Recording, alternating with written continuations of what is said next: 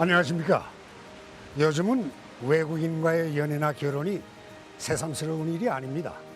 그러나 120여 년 전 구한말 우리 이 부산에서 외국인과의 연애가 있었다는 사실 알고 계셨습니까? 네, 오늘 제가 여러분께 해드릴 얘기가 바로 그겁니다. 우리나라 최초로 조선 청년이 서양 여성과 사랑에 빠지는 얘기. 국경을 뛰어넘은 아름다운 러브 스토리. 지금부터 시작합니다.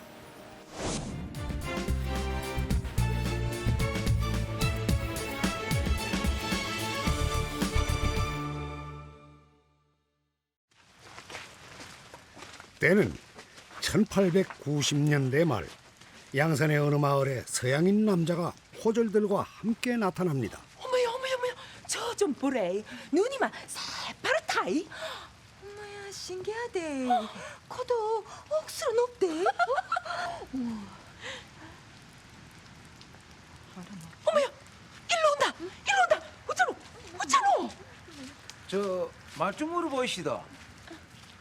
혹시 이 동네 사는 권순도라고 들어봤는겨?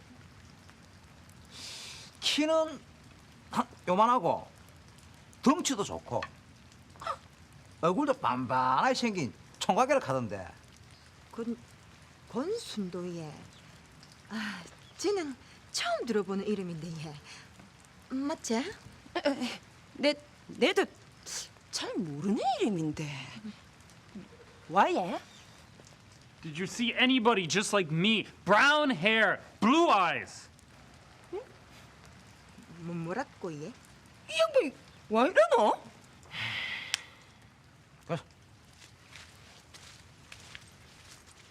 부산 해관장 헌트가 이 마을을 찾아온 이유는 조선 청년과 함께 사라져버린 자신의 딸을 찾기 위해서입니다.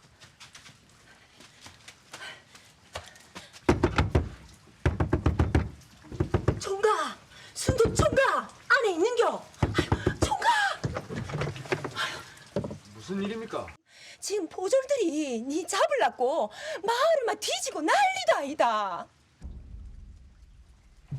이 청년은 서양 여성과 함께 자신의 고향 마을에 몰래 숨어 지내고 있었는데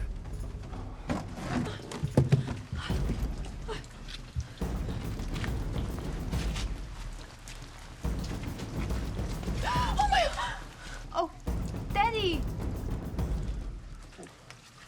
Oh, baby, are you okay? What have you done to my daughter? I will kill you right here, right now. No, Daddy, please don't do this! 나는 괜찮습니다. Oh, baby, what's wrong?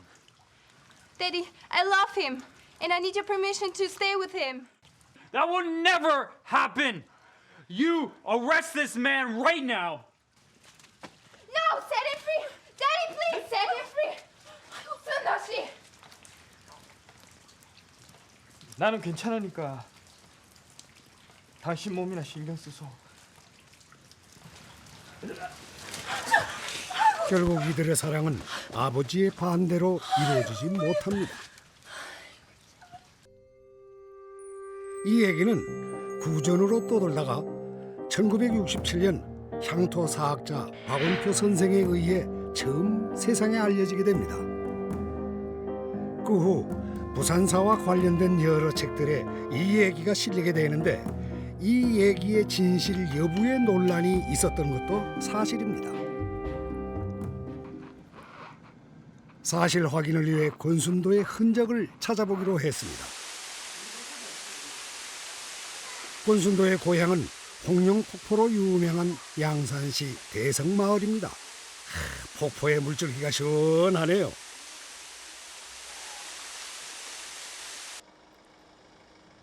마을 입구에는 아주 독특한 비석이 하나 서 있는데요. 비석 전면에 세계인 환영이라 하고 적혀 있습니다. 이 비석을 세운 사람이 바로 조선 청년 권순도인데 자신의 고향 마을에 있는 홍룡 폭포를 전 세계인에게 알리고 싶었던 권순도. 마을 사람을 통해 그가 살았던 집터를 확인할 수 있었습니다. 당시 권순도는 제법 부유한 삶을 살았다는 증언을 들을 수 있었죠. 이 개아집. 옛날 개아집에서 상간 점집 많이 나와. 개아집. 그게 좀 규모가 큰 집이나 아니면 상간 점집이라. 색깔. 잠깐. 북 하나, 방 하나, 아래치 하나 요래가. 이자 한 장. 그게 상간 점집이거든. 그게 제일 좋은 집이라 할까. 그래. 있나 뭐 귀한데. 지금 동네 없다. 그런 집 없다. 그의 면모를 알 수 있는 또 하나의 흔적이 이곳 가홍정입니다.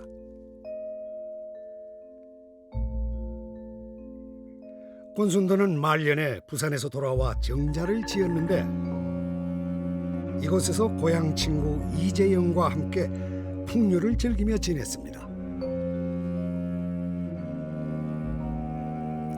죽은 사람은 말이 없습니다. 그러니 이 얘기의 진실을 직접 들어볼 수도 없고 그 참 답답하군요. 네, 하지만 이 비석을 통해 그가 서양 문물에 관심이 많았던 지식인이 아니었을까 짐작할 수 있습니다. 그 입구에 보면은 그 세겐 한영비라는 거, 그 오늘날 보면은 그 세겐이라는 그런 그 용어를 쓸 수 있다는 것은 100년 전에 말이죠. 그 정도 같으면은 상당히 그 오늘날 본다면 글로벌화된 그런 인물이 아닌가 그렇게 보죠. 그래서 그 당시에 유행되고 있는 또 사람들이 동경하고 있던 그 서양인들의 생활, 또 서양인들의 생활 습관, 성원들의 어휘를 갖다가 공부하려고 그랬고 또 그 속에 또 저지된 사람들을 노송 옆에 주변에서 노송 봄으로 말미암아서 깨어진 열린 그 당시로서는 열린 사회의 동경의 사람 또 그런 사고를 가지고 있지 않느냐 말입니다. 그렇다면 조선인 청년이 어떻게 서양인 여성과 사랑에 빠지게 됐을까요?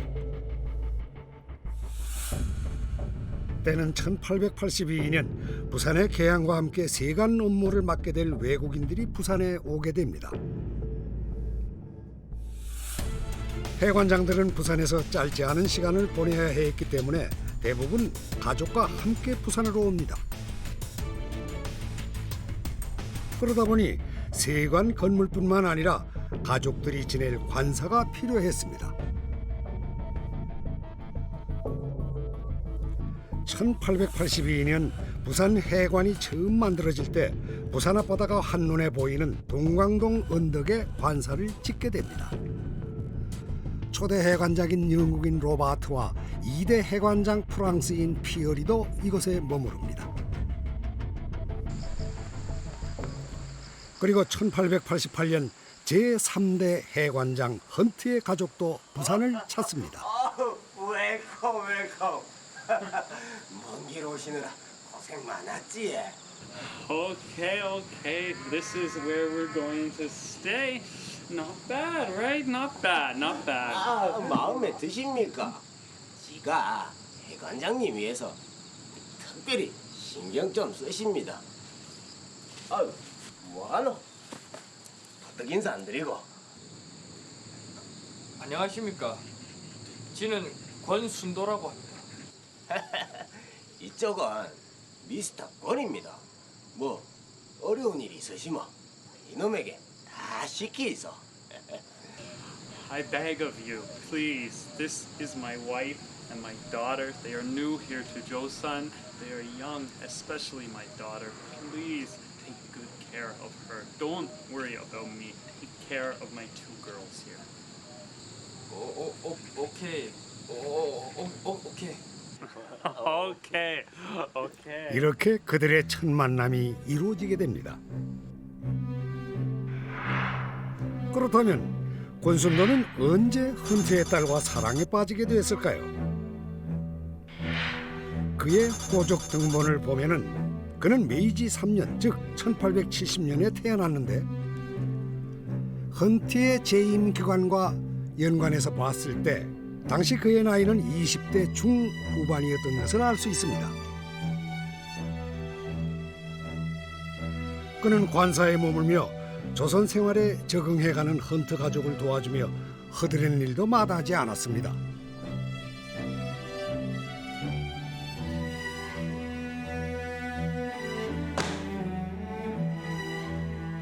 헌트 부부가 자리를 비웠을 땐 집에는 이들 둘만 남게 됐죠.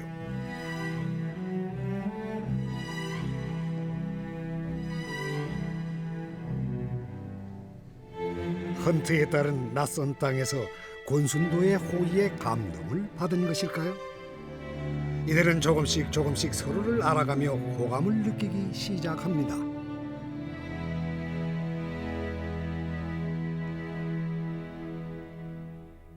당시 조선인으로서 서양인과 사랑에 빠진다.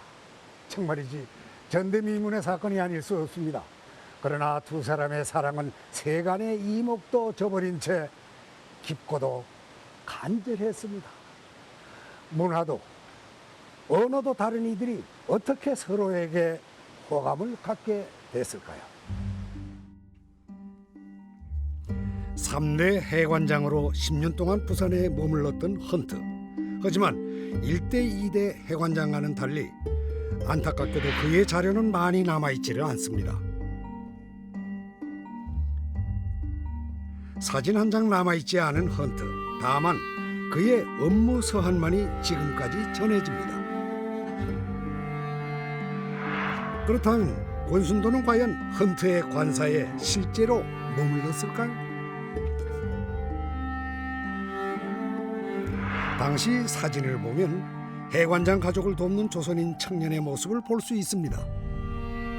따라서 권순도 또한 이들처럼 헌트 가족과 지내며 그의 딸과 접촉했을 가능성이 매우 높습니다.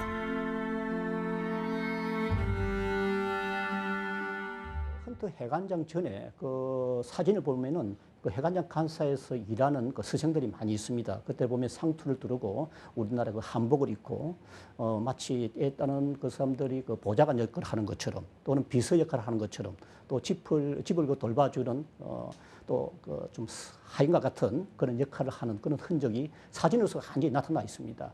그렇게 추정해 보면은 권순도도 그 이후에 그러한 일을 맡았을 것으로 보입니다. 그렇다면 권순도는 의사소통이 힘든 서양인과 어떻게 사랑을 할 수 있었을까요? 1636년 건설된 대지마 상관은 일본인과 네덜란드 상인들이 무역을 하던 곳이었는데 이곳에서 네덜란드인 시볼트와 일본인 오타키는 서로 사랑을 하게 됩니다. 이들은 결혼을 해서 딸 하나를 낳았는데 언어의 벽을 뛰어넘은 사랑의 가능성을 보여줍니다.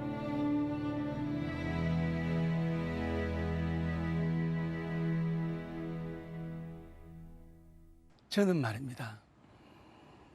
언어는 통하지 않아도 언어보다도 더 훌륭한 통하는 방법이 있습니다. 손짓, 발짓입니다. 그 사람들이 뭘 욕구를 하는지 당장은 알 수 없지만 시간이 지나면서 그 사람이 취하는 태도, 얼굴 표정, 몸짓만 봐도 벌써 알 수 있을 거란 말입니다. 이렇게 알 수 있는 단계에 나아가면은 언어 능력도 빨리 숙달된다고 생각합니다. 그렇다면 권순도는 어떤 사고방식을 가진 청년이었을까요? 이것은 1900년대 초 권순도가 당시 관리였던 김석유와 주고받은 서한입니다. 당시는 권순도가 세관 업무를 그만두었을 때인데 여기서 아주 놀라운 사실을 발견할 수 있습니다.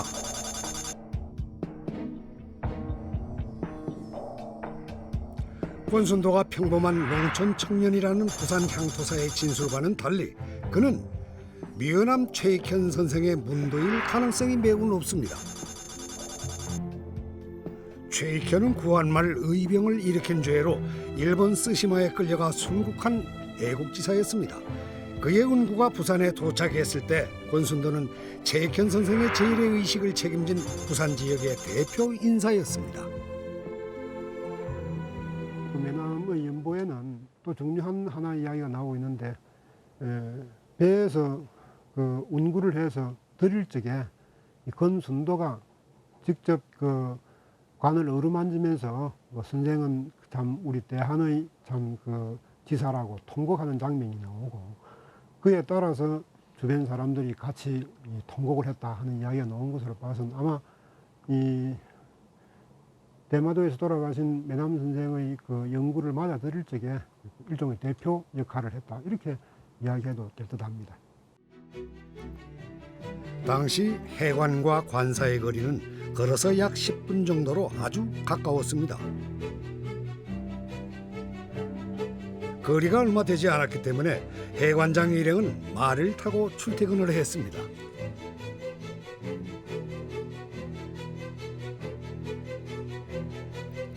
당시 해관에서 관사로 이르는 길은 지금도 남아있는데 조선시대 외관으로 향하던 옛 길이었습니다.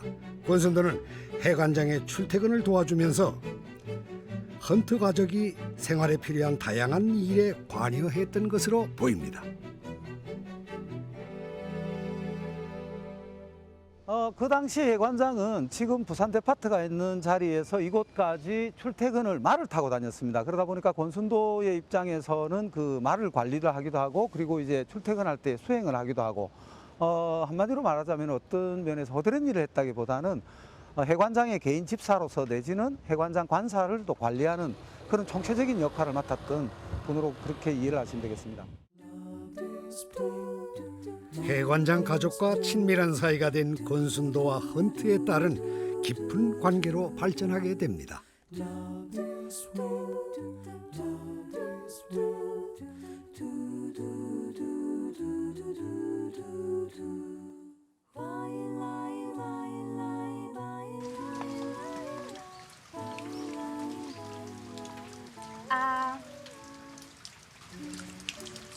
This is called grape in English. 그레이프? 아, 한국어로는 포도. 포도? 맞다. 억수로 잘하네.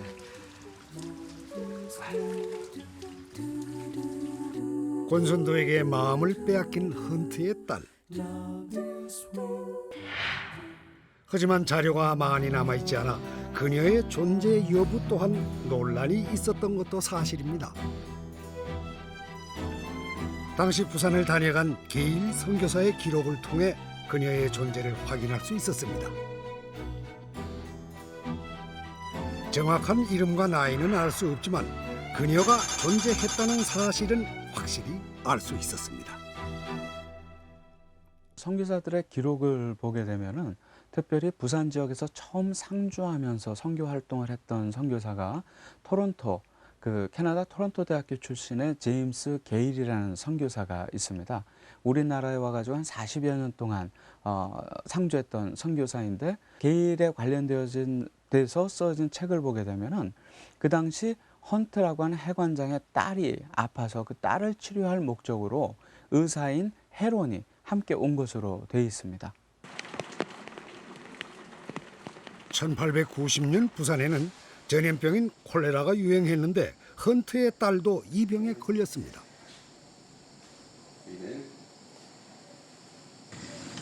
I heard these days the cholera epidemic is very serious. My daughter, is she okay?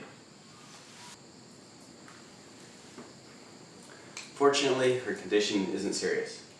She takes some medicine, she's going to be all right. Thank you. Thank you so much. Thank you for coming this far to help us. You're welcome.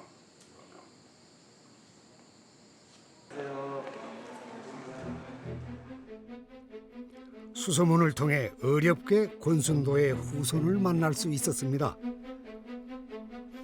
권순도와 헌트의 딸과의 관계를 직접적으로 보여주는 소중한 증언을 들을 수 있었습니다. 사진은 말 타고 있는 영국 여자분이 이제 제가 어릴 때 보니까 영화에 나오는 것처럼 드레스 비슷한 걸 입고 모자도 영화에 나오는 것처럼 이렇게 막 그 영국의 무슨 그 예복이라 해야 되나 잘 모르겠는데 그런 게 있고 말 타고 위에서 앉아가 계시고 할아버지는 밑에 말고삐를 잡고 밑에는 단꼬바지 비슷하게 하고 위에는 약간 긴 옷, 양복 비슷하면서 양복은 아닌 그런 걸 입고 말굽히 잡고 계셨어요. 안타깝게도 지금은 그 사진이 남아있지 않습니다만 증언을 종합해보면 아마 이런 사진일 것 같네요. 만약 이 사진이 남아있다면 조선인 남성과 서양인 여성의 사랑 이야기를 담은 최초의 사진이 아닐까요? 하지만 결국 이들의 사랑은 헌트의 반대로 결실을 맺지 못합니다. 아이고 이거 10년 동안 고생 많이 하셨는데 시간 면목이 없습니다. Now I know we're leaving in a little bit of a hurry, so we've left some things. I hope you can send them to us as soon as possible. 아이고 그건 걱정하지 마이소. 나 몸 조심히 가이소. 이렇게 헌트는 가족을 데리고 서둘러 홍콩으로 떠나고 맙니다. 그 후 헌트의 가족은 어떻게 됐을까요? 독립운동가 장근상 선생의 회고록에서 그 내용을 확인할 수 있었습니다. 1906년 장근상 선생이 미국 유학길에 있던 중 영국 런던에 있는 헌트를 찾아가 비자 문제에 대한 도움을 받았던 것입니다. 비록 딸의 사랑을 반대해 급히 한국을 떠난 그였지만 조선인에 대한 애정을 엿볼 수 있습니다. 네, 서양인 보기를 도깨비로 여겼던 시대, 자유연애는 꿈도 꿀 수 없었던 시대. 이들은 언어와 문화를 넘어 서로 간절한 사랑을 나눕니다. 조선인 청년이 서양 여성과 나눈 한국 최초의 러브 스토리. 이것이 우리에게 더욱더 가슴 절절한 사연으로 다가오는 것은 결국 미완의 사랑 얘기 때문은 아닐까요?